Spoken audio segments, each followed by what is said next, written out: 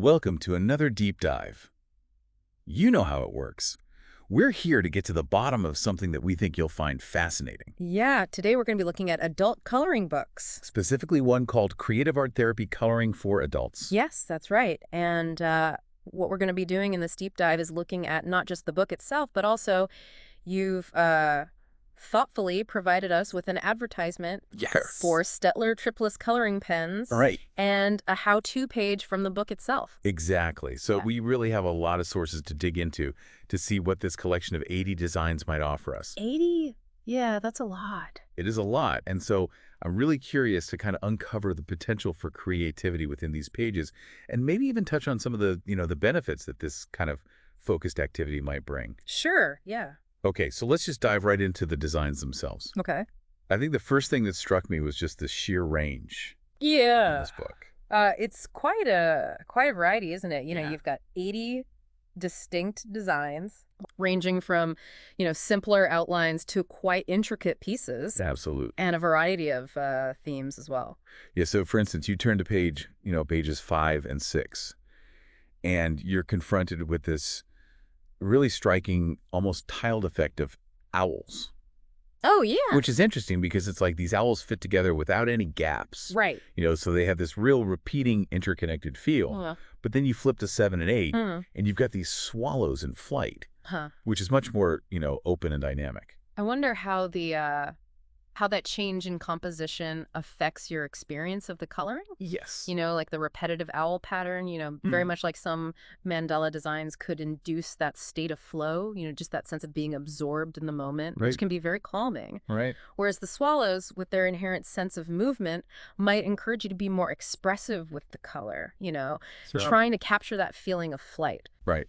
And staying with the owl theme. Yeah. But shifting gears completely, you go to pages 9 and 10, and now you have these 4 very stylized individual owls, Okay. each filled with its own unique set of patterns. Yeah. What do you think makes those so Yeah. engaging? Because here you can really see the opportunity to get into some serious detail work. Yeah, I think it's that sort of contained nature of each owl, Yes. with its internal patterns, almost presents this miniature world to explore, Yes. You could, unify them with a single color palette. Right. Or you could give each owl its own distinct personality through your color choices. Right. Which could be a really interesting way to express different aspects of a theme or something. Absolutely.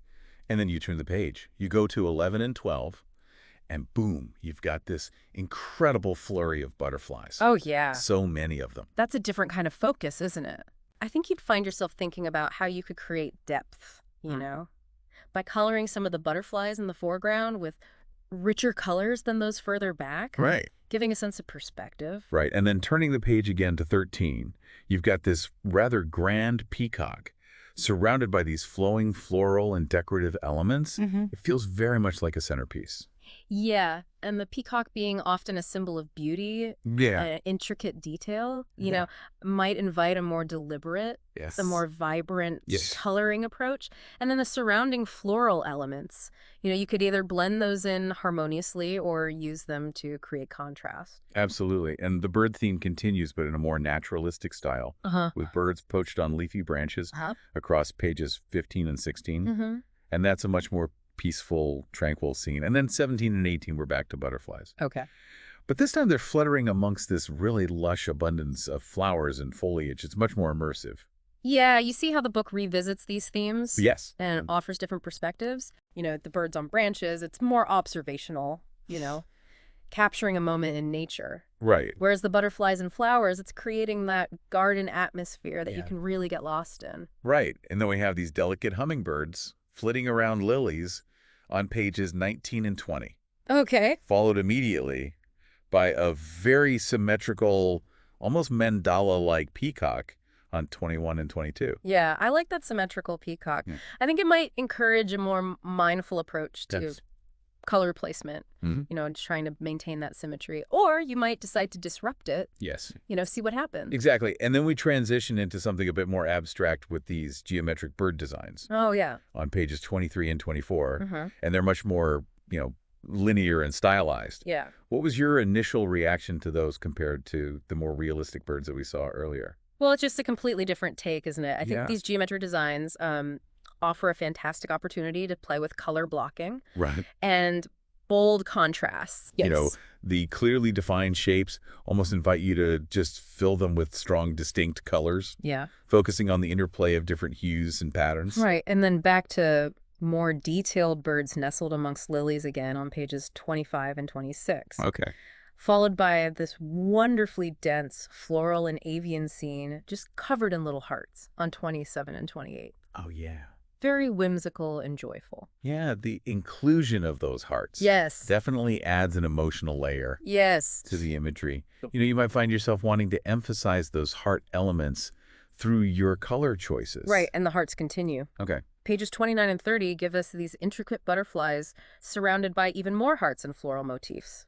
Very romantic and delicate. Reinforcing the idea that, this isn't just about staying within the lines. Right. It's about engaging with the emotional content that Yeah. the designs evoke. And then we take a bit of a tropical escape with flamingos and pineapples amidst these big, bold tropical leaves Oh, wow. on pages 31 and 32. Real burst of summer and sunshine. I think the tropical theme dictates a certain color palette, doesn't it? Yeah. You know, pinks and greens and Yeah. yellows and it's all very joyful. then back to delicate with a pattern of hummingbirds and blossoms on pages 33 and 34, followed by these beautifully detailed feathers on 35 and 36. You can Oh, almost feel the texture yeah. in the line work. You could really explore subtle gradations of color with those feathers Yeah. and create a sense of realism, Yeah. through careful shading, Absolutely. paying attention to how the light falls on different parts of the feather. Okay, skipping ahead a bit, we find birds near these ornate bird cages on pages 39 and 40. Uh-huh. And there's a sort of story being told there, isn't there? Yeah, definitely. Yeah. Themes of containment and freedom. Yeah. I wonder if your color choices would reflect that Right. Whether you would emphasize the confinement of the cages maybe using darker or more muted tones, Yeah. or would you celebrate the vibrancy of the birds? Yeah. Emphasizing their freedom and potential for flight. Right, parrots in a full-on tropical setting, again on pages 41 and 42, Uh-huh. bringing that vibrant energy right back. Mm. And then a real surprise, abstract bird designs with these almost psychedelic swirling patterns Wow. on pages 43 and 44. I love abstract designs. Yeah. They really let your imagination just run wild, Yes. With color combinations, you can explore more expressive, Yeah. unexpected possibilities. Absolutely. And then a dense arrangement of daisy-like flowers on pages 45 and 46. Okay. A stylized tree with birds, and a decorative ground on 47 and 48. Uh-huh. And then a cluster of simpler floral outlines on 51 and 52. Nice contrast and complexity there. Do you think having so many designs might feel overwhelming to someone just starting out? Yeah, that's a good point. I Hmm. think those simpler floral outlines, Yeah.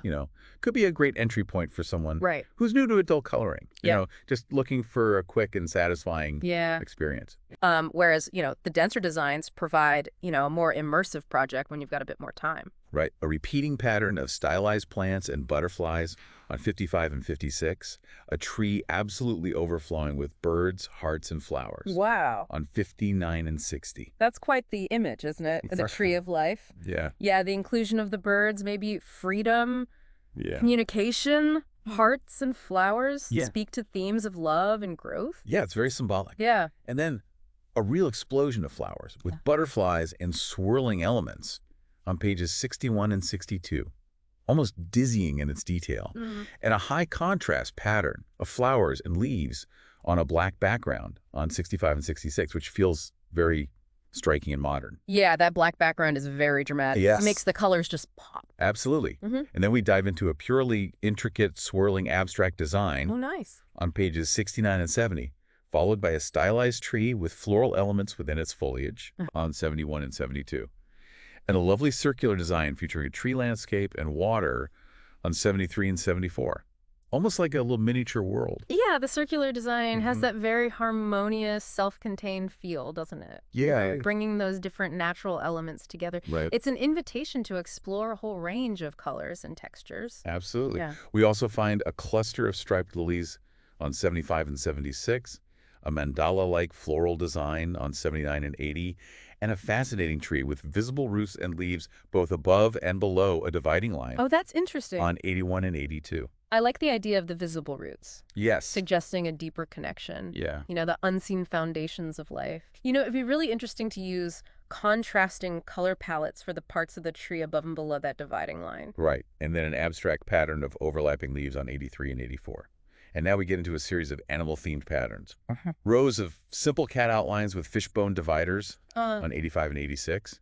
A dense pattern of dachshunds with bows. Who could resist that? I know, on 87 and 88. Yeah. And a really cool geometric fox head on 89 and 90. Oh, yeah. Yeah. I love the way that blends a recognizable animal Right. with that abstract constructed style. Yeah. It makes you think about how the color defines those geometric planes. Absolutely. We also see a repeating pattern of French bulldog heads on 91 and 92, a dense pattern of more fox heads on 93 and 94, and a wonderfully retro-inspired pattern with bunnies, cats, circles, and hearts all jumbled together on 95 and 96. It's got a real mid-century modern feel. Oh, I love that. I think that's really calling out for a particular color palette as well, isn't it? Yeah. Muted tones or maybe some bolder accent colors. Yeah. Popular in that era. Moving on, we find an ornate repeating deer head design on 99 and 100, two rather magnificent roaring lions Okay. on 103 and 104, and some very stylized cats with intricate patterns all over them on 105 and 106. Yeah. They almost look like they're adorned with tribal markings. Yeah, and again, that's a fusion of form and decoration, isn't it? Yeah. You could have a lot of fun with contrasting colors, making each section of the animal stand out. Absolutely. We also have a leaping deer with decorative patterns on 109 and 110, a rabbit head absolutely filled with floral and heart motifs Oh, cute. on page 112, a very ornate rearing horse on 113 and 114, Oh, wow. and a terrier dog also covered in patterns on a 115 and 116. It's quite a menagerie of styles. Yeah, the variety of animal depictions, ensures that there's something for everyone. Yeah. Whether you prefer realistic or more imaginative Yeah. pattern designs. Then we have a stylized cat surrounded by swirling lines on a 117 and 118, an abstract pattern pig, Up fun. quite unexpected, Yeah, that's great. on 119 and 120, Love that. and a very detailed fox face, Okay. almost like a portrait on page 121. And again, that unexpected imagery, Yes. encourages you to think outside the box with your color choices. Right, and then the book concludes with a series of more abstract patterns, a repeating pattern of simple hearts on a grid on 125 and 126.